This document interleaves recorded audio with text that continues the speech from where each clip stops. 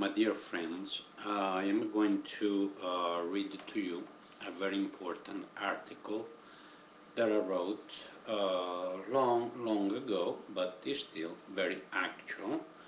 I send to every president elected since the times of Reagan, including our actual one.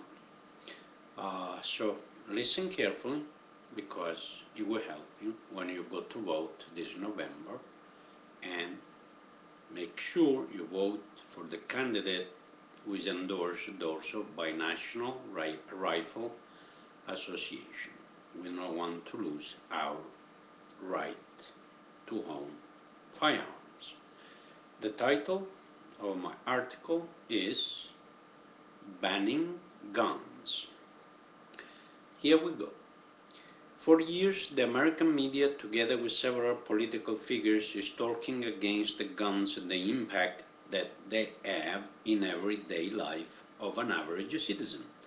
The media and many politicians think that possessing a firearm will change a law-abiding citizen into a dangerous, demented criminal. Why the media and several political figures are pressing so hard to disarm every honest, patriotic, law-abiding citizen? Certainly there must be a good reason to do so. Therefore, let us investigate their reasoning. They believe that disarming our citizens of their cherished heritage in owning firearms that will stop all killings and murders committed every year in our beloved country, and especially the media through their television networks and their newspapers chain are trying to force us to believe in what they like us to believe. Did the media and politicians think for a moment what would happen in this country when our citizens will be disarmed? Do they remember what historically happened in other nations in the last centuries where their citizens were disarmed? I do not think so. First of all, we must remember that a gun is a tool, like a screwdriver, a hammer, a drill, a chainsaw, and so on and on. If you use the above tools properly, no harm will come to you or to another person, but used for criminal purposes, all the above tools can kill or maim anyone. We must remember that what kills another human being, it isn't the gun itself, but the criminal finger behind the trigger. In many countries, such as England and Australia, as an example, the citizens are unarmed. Nonetheless, their murder rate is higher than in our own country. As you can see, a criminal mind would always find some sort of a weapon to buy or to steal and to use in murdering or raping another person. Then we must make sure to remind the media moguls and some liberal politicians what can really happen to a disarmed nation. How many Africans were forcibly taken from their motherland to be enslaved in the Americas? Many. The reason is very simple to explain. The white people had the firearms to use against those defenseless Africans. How many native Indians have been killed by the white people invading and occupying the territories? Many.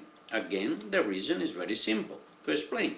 The white people had the firearms to use against the Indian warriors armed only with the primitive bows and arrows.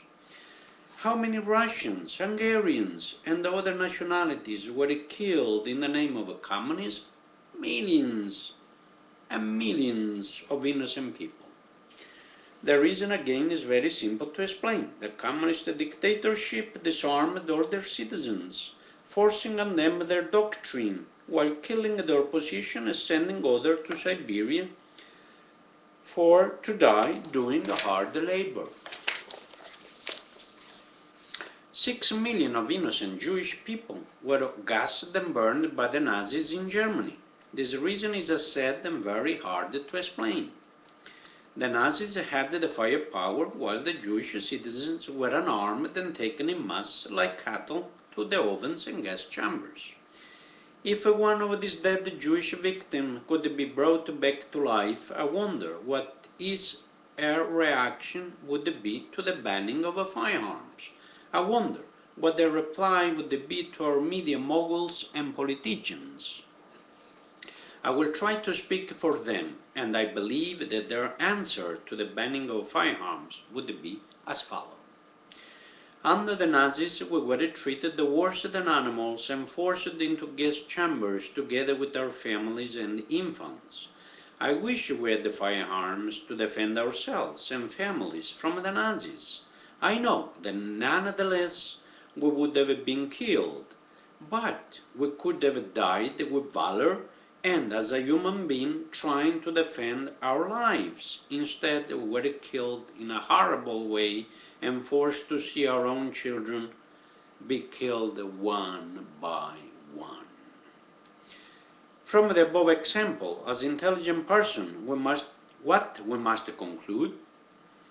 We must conclude that today, here in our own backyard, there exists a dark force. We can call it Mr. Soros, or we can give any other name.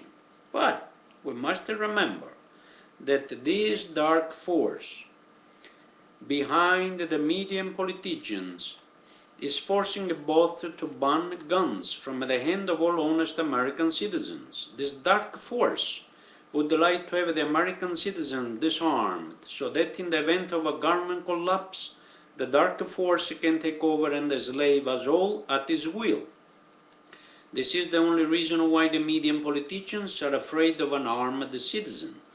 They are afraid that in the event of a government collapse, the average American citizen can bear arms and restore democracy in our beloved land. Therefore, I say to the media and to some politicians to stop that nonsense.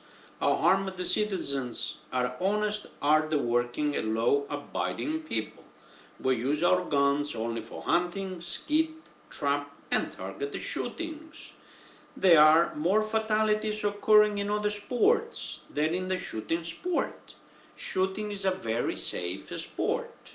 Everyone who denounces possession of firearms is against the basic principle of democracy and against our brave and free citizens. To keep democracy alive, the citizens must be harmed at all the times.